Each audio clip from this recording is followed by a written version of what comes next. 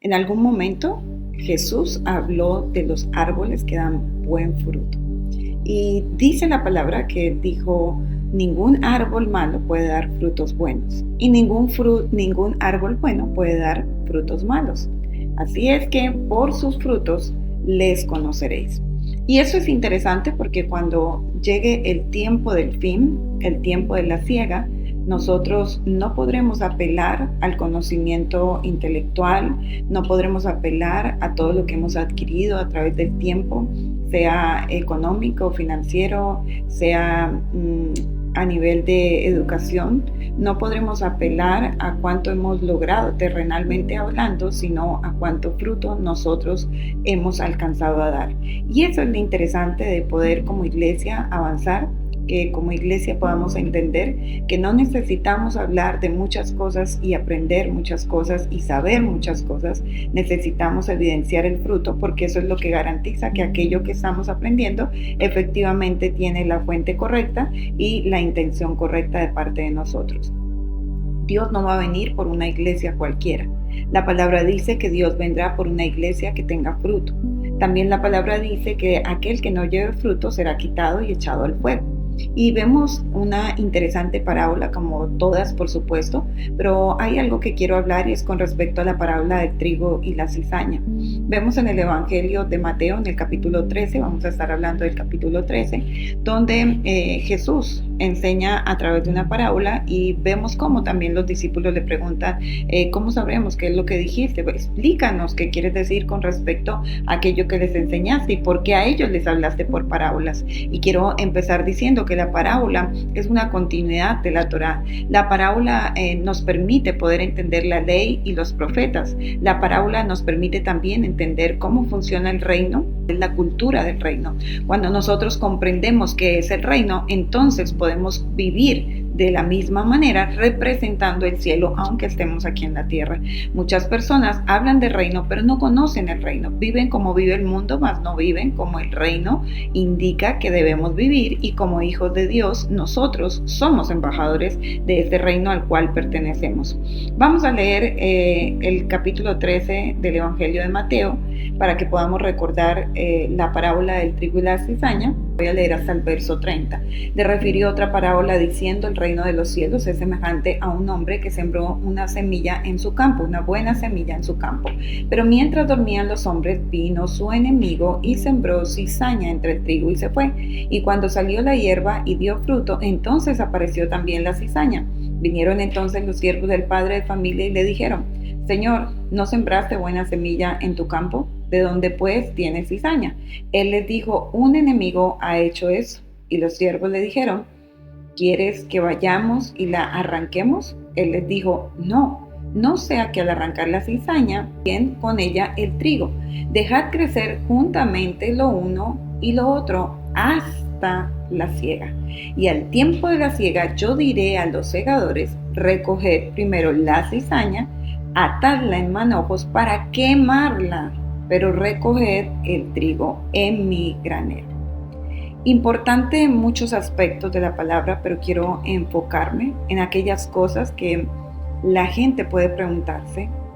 A la gente preguntar por qué Dios permite el mal. He oído a la gente decir, si Dios fuera Dios, no permitiría que pasara esto o aquello. ¿Por qué sucede que Satanás pareciera tener más fuerza cuando tenemos un Dios, según la palabra, que es todopoderoso? ¿Por qué Dios permite que los buenos sufran? Y gran parte de esos interrogantes y de esas preguntas están respondidas en esta hermosa parábola, donde justamente dice la palabra que Dios, que prácticamente Jesús, que es el sembrador, sembró una buena semilla. Todo lo que Dios ha hecho es bueno. Todo lo que Dios creó es bueno. Todo lo que Dios estableció es bueno. Entonces dice que cogió una buena semilla y la sembró en su campo. Todos sabemos, porque la misma parábola es explicada por nuestro maestro Yeshua un poco más adelante. Todos sabemos que ese campo representa el mundo. Así que Él puso buenas semillas en la tierra, Él puso buenas semillas en el huerto del Edén y Él puso buenas semillas en el mundo. Y quiso que todos realmente diéramos el buen fruto que corresponde a una buena semilla. ¿Qué quiero decir con eso? Que todo lo que Dios tuvo en su corazón fue bueno. No solamente fue una intención, porque todos los hombres tenemos buenas intenciones. Lo que Dios hizo fue un buen proyecto de vida. Lo que Dios hizo fue crear un propósito para la humanidad a fin de que todos pudiésemos cumplirlo a cabalidad y que ese fuese el ideal de Dios para la humanidad y que nosotros como hijos cumpliendo ese ideal pudiésemos realmente reinar en un mundo en el cual Él diseñó solamente para que nosotros pudiésemos disfrutarlo y gozar de todo lo que había en el mundo. También la palabra nos aclara que fue una buena semilla lo que colocó y mientras dormían los hombres, llegó el enemigo y sembró la cizaña. ¿Qué significa dormir? Espiritualmente, cuando nosotros no comprendemos que necesitamos estar activos, que necesitamos estar despiertos, que necesitamos alimentar nuestro espíritu, muchas cosas van a llegar a nuestra casa, nos van a sorprender y nos vamos a hacer preguntas como las que acabé de hacer hace un instante. ¿Por qué a mí? ¿Por qué Dios? ¿Por qué se olvidó de mí? ¿Por qué me pasa esto? ¿Por qué Dios permitió que me hicieran el mal? ¿Por qué Dios dejó que me dañaran? ¿Por qué Dios permitió un abuso? ¿Por qué Dios permitió que mataran a mi hijo? ¿Por qué Dios esto?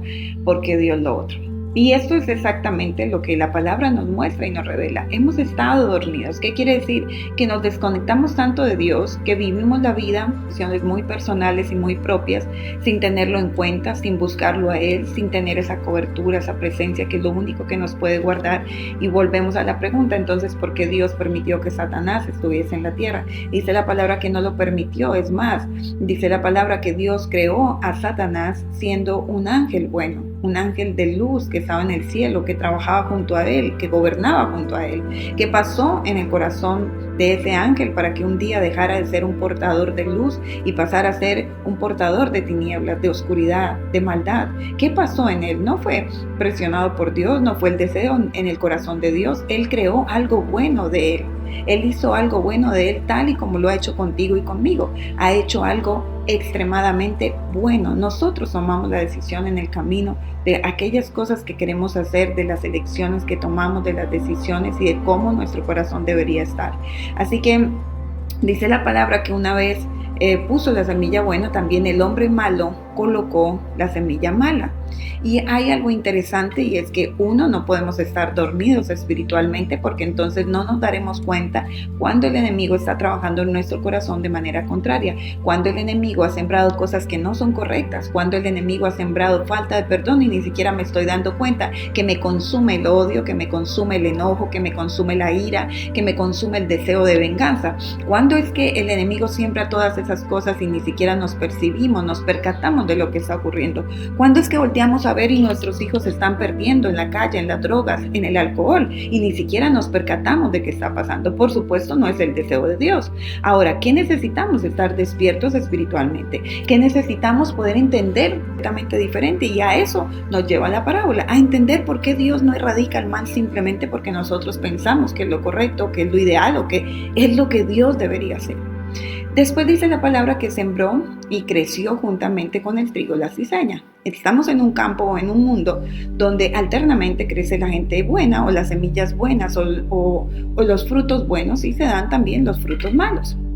Todos tenemos las mismas características físicas, todos tenemos un cuerpo, todos tenemos un alma y todos tenemos un espíritu, por lo tanto todos nos parecemos. Dice la palabra que permitió que todos crecieran juntamente. ¿Qué es lo que hace la diferencia? ¿Qué cambia? ¿Qué transforma la vida de alguien? Lo que lleva adentro. ¿Qué hace que yo sea diferente al otro? ¿Qué hace que yo sea catalogado por Dios como fruto o como trigo o como fruto de bendición o de obediencia? ¿Y qué es lo que hace que otras personas no sean catalogadas o llamadas fruto de bendición?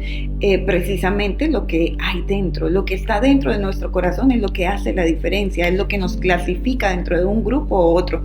Todas las parábolas de Jesús nos enseñan que Él vendrá por aquellos que decidieron obedecer la palabra, que pondrá a unos a la derecha, que a unos llamará a sus hijos, que a unos les pedirá cuentas y los que estén bien los pasará a un lado y les dará más, a los que no los llevará al otro lado y los mandará a sacar para que sean consumidos. Y todas estas parábolas y enseñanzas nos permiten saber que prácticamente lo que Dios quiere es que tú trabajes en lo que hay en tu corazón, que tú tienes que trabajar en el fruto de bendición y de obediencia para que un día, cuando llegue el tiempo de la siega, el tiempo de la cosecha, el tiempo de la segunda venida de Jesús, nosotros, por cuanto llevamos un fruto bueno, podamos ser árboles buenos.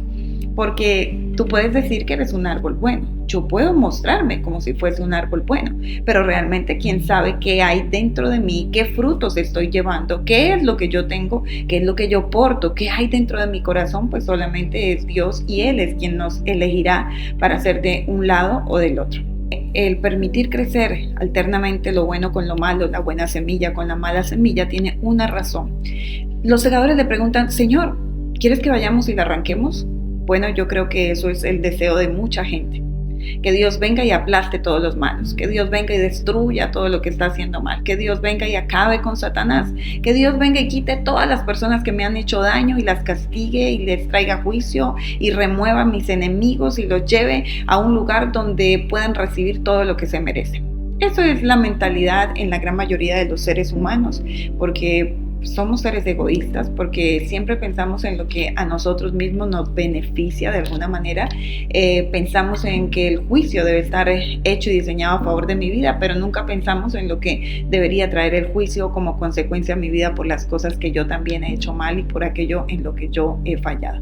Si pensáramos en el juicio como aquellas cosas que van a determinar qué tan mal yo estoy, tal vez nunca pediríamos juicio, porque realmente todos estamos mal y todos hemos fallado muchas veces, no en algún momento, muchísimas veces de nuestra vida hemos fallado, hemos hecho lo incorrecto, hemos desagradado a Dios, hemos contristado su espíritu, pero también hemos transgredido su palabra. Fíjense algo interesante, y es que le pregunta al Señor: ¿quieres que la quitemos, la arrancamos? Pues es lo que todo el mundo debe estar esperando que tú hagas. Y Él dice: no sea que arrancando las cizañas se lleven también el trigo. Y esa es una de las razones más poderosas en esta parábola que quiero transmitirte y que tú lleves en lo profundo de tu corazón hoy. Como la cizaña y el trigo se parecen tanto físicamente, visualmente tú puedes verlas y no diferenciar cuál es cuál. Entonces sabe que los segadores, los mismos ángeles que vienen para desarraigar, para cortar la cizaña y el trigo al final de los tiempos, no tendrán la habilidad, siquiera ellos no tendrán la habilidad de diferenciar una cosa de la otra. Así que Dios está esperando algo.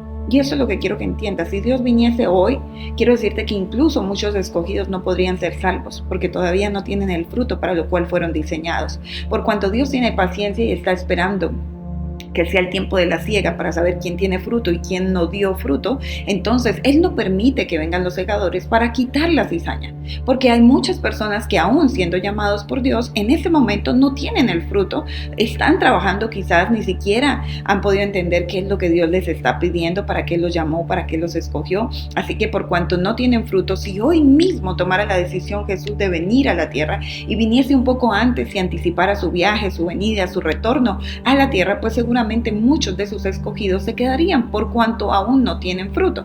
Así que Dios no solamente está dando tiempo para aquellos que fueron escogidos, sino para todo el mundo, para que puedan arrepentirse, para que puedan transformar su vida y tomar la decisión de pasar de un reino de oscuridad, de tinieblas y de engaño, a un reino de luz, a un reino de bendición y a un reino de eternidad. Piense algo, y es que por amor y por misericordia, Dios ha detenido su mano, su ira. Dios ha detenido el tiempo del juicio. Por amor a la misericordia que tiene con la gente y por amor a la gente, Dios no ha enviado a su Hijo todavía. Primero, porque no es el tiempo, y segundo, porque para que haya un tiempo de siega, para que yo pueda ver las cosechas, yo necesito esperar el tiempo. Yo no puedo sembrar algo que tarda 6 meses en dar un fruto y llegar a los 4 pretendiendo encontrarlo. Así que Dios sabe cuál es el tiempo ideal para que nosotros tomemos la iniciativa de dar fruto de Dios, y a medida que realmente tomamos la decisión de seguirlo a Él, Él empieza a trabajar en nosotros y a través del Espíritu Santo de Dios podemos llevar ese fruto. Qué interesante que justamente hace la comparación con el trigo. Dice la palabra que Jesús es el trigo que cae a tierra y muere a la tierra. Y hay algo interesante, como trigo, como semilla de bendición, hay algo que da a luz esa muerte. y no es otra cosa que la venida del Espíritu Santo de Dios. Ahora, ¿para qué el Espíritu de Dios? ¿Para qué querría dejarlo? Pues uno, para que a través de él podamos cumplir la ley, ciertamente. Dos, para que podamos decidir obedecerla. Y tres, para poder llevar el fruto que Dios asignó que cada uno de nosotros tuviese. Gálatas 5:22 habla de ese fruto. Habla de 9 componentes importantes que deben estar y son necesarios en nuestra vida para poder decir que tenemos una relación con el Espíritu Santo. Así que el Espíritu Santo es la ayuda más extraordinaria que Dios ha dejado en la tierra para que nosotros podamos llevar el fruto y ninguno de nosotros tengamos justificación de decir, es que yo no sabía. Nadie se perderá excepto el hijo de perdición. Y voy a cerrar con eso. Un ejemplo muy claro. Jesús caminó con 12 discípulos y todos lo sabemos. Mismo a los 12 les amó igual, a los 12 les dio asignaciones, en cada uno confió y a cada uno le dio responsabilidad.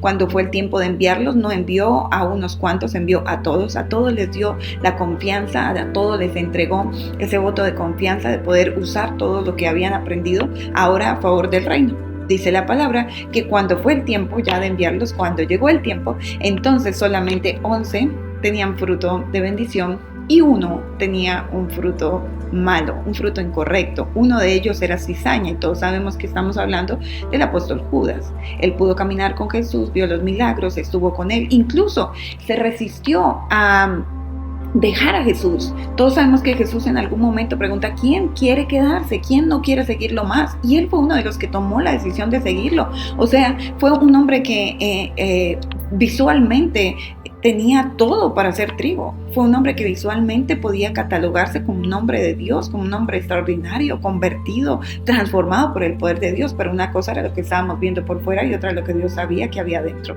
Y pudimos haber dicho, ¿por qué Dios no lo eliminó, no lo mató, no lo sacó del ministerio antes de que matara a Jesús y lo entregase, verdad? Pero quiero decirte que Dios siempre hasta el final esperará que todos y cada uno de nosotros llevemos fruto, tomemos la decisión de dar fruto de Dios y fruto de bendición. Así que Jesús espera hasta el tiempo correcto, y sin Dios mover un solo dedo. Dice la palabra que Judas mismo fue y se mató, se ahorcó, no pudo soportar la culpa, no pudo soportar el dolor de haber hecho lo que hizo, pero nunca tuvo arrepentimiento, y eso también es importante. El trigo se arrepiente como lo hizo Pedro, la cizaña no. Dice la palabra que también Jesús le advirtió a Pedro que lo negaría 3 veces, y justamente en el momento en que lo niega va pasando Jesús, y yo me imagino la mirada de Jesús diciendo, te lo advertí, Pedro, te dije que fallaría. ¿Sabe qué es lo interesante? Que un día atrás o unas horas antes de ser arrestado y de que Pedro lo negara, también Jesús le dijo, Pedro, me han pedido para zarandearte como a trigo. Qué interesante, ¿verdad? Saber que cuando somos trigo no importa la prueba, no importa que aún le fallemos a Dios, vamos a volver, pero con un corazón arrepentido. Necesitamos arrepentirnos de nuestros pecados, necesitamos dejar atrás ese pasado negro, esa forma vana de vivir, esa manera de vivir agradando al mundo, agradando nuestras emociones, nuestra carne, nuestros sentimientos y no a Dios. Dice la palabra que Pedro se arrepintió. Y se cumplió lo que dijo Jesús. Pedro, estoy orando. Te van a pedir, me pidieron para zarandearte. Y estoy orando para que cuando vuelvas tú confirmes a tus hermanos. ¿Qué estaba diciendo Jesús? Vas a volver, Pedro, y vas a volver arrepentido. Y cuando eso suceda, confirmarás a tus hermanos. Qué hermoso, qué espectáculo, qué escenario. Yo puedo imaginarlo, yo puedo ahora pensar en ese momento tan apoteósico, tan poderoso, tan sobrenatural. Y sabe, Pedro no lo entendió. Pedro pasa, llega el momento, lo niega, y dice la palabra que después de haberse retirado, haber retrocedido, Jesús vuelve a su encuentro, arrepiente, y hay algo interesante, que fue necesario que Jesús muriera, porque cuando Jesús cae como grano de trigo a la tierra y muere, entonces lo siguiente que va a ocurrir es la resurrección de Jesús, y ahora Jesús les dice, este es el tiempo que tanto habíamos esperado, vayan al aposento para que ustedes puedan esperar al Espíritu de Dios en ese lugar. Y efectivamente ellos esperan por 40 días, por 10 días. Y dice la palabra que habían pasado 50 días exactamente desde la resurrección de Cristo cuando el Espíritu de Dios llegó. Y el descender el Espíritu de Dios sobre la vida de Pedro transformó completamente su corazón, su vida, y nunca más volvió a ser igual. Cuando una persona tiene un encuentro con Jesús, lo siguiente que va a pasar es que el Espíritu de Dios viene a tu vida para transformar todo lo que hay dentro. Y ese fruto que tal vez no era correcto, ahora empieza a ser un fruto de bendición. Ese fruto que no era tan bueno, no era tan saludable, ahora empieza a ser un fruto de bendición. Y todo el que venga a tu vida tendrá algo para tomar. Todo el que venga a ti encontrará agua aguas salutíferas, agua de vida para beber. Todo el que venga a ti encontrará alimento, porque la palabra de Dios y el Espíritu de Dios y el fruto de Dios estará de continuo en tu vida. Así que eso es lo que necesitamos. Comprender que sin fruto nosotros no podremos llegar al tiempo de la siega pretendiendo ser salvos. No se es salvo por llegar a una iglesia, no se es salvo por no faltar a un servicio, no se es salvo simplemente por leer la palabra, por memorizármela o por predicarle a estadios. Yo puedo predicarle a un estadio completo lleno de gente y no tener el fruto de bendición y no tener el fruto de obediencia. Muy pequeño, muy grande, y simplemente aparentar como tal vez muchos creyeron que tenía Judas ese fruto y no lo tenía. Lo que había en Judas era cizaña. Así que nosotros necesitamos comprender que Cristo viene en su segunda venida por una iglesia de bendición, por una iglesia de fruto, por una iglesia que pueda realmente manifestar esa transformación, ese poder de Dios a través de lo que hay dentro. Tu esencia, eso es lo que realmente Dios viene a buscar. Así que vemos cómo finalmente dice que cuando llegue el tiempo de la cosecha, Dios mandará a esos que un día le preguntaron, vamos y quitamos la cizaña, ahora les dirá, ahora sí. Y mira la palabra que usa esta versión de Reina Valera que me gusta, dice, no sea que arranquéis juntamente con ella el trigo. Dejad crecer juntamente lo uno y lo otro hasta. La palabra hasta marca un límite. La palabra hasta marca un final. La palabra hasta dice que no siempre vamos a estar rodeados de la maldad de Satanás y del mundo. La palabra hasta dice que no siempre va a parecer que Dios está perdiendo la batalla. La palabra hasta significa que también Satanás tiene un hasta. También Satanás tiene sus días contados. Porque cuando llegue ese hasta el tiempo de la siega, hasta el fin, hasta su venida, hasta que Satanás sea llevado al foso de fuego y de azufre, entonces toda la vida que Dios planeó para ti y para mí se cumplirá. No te canses.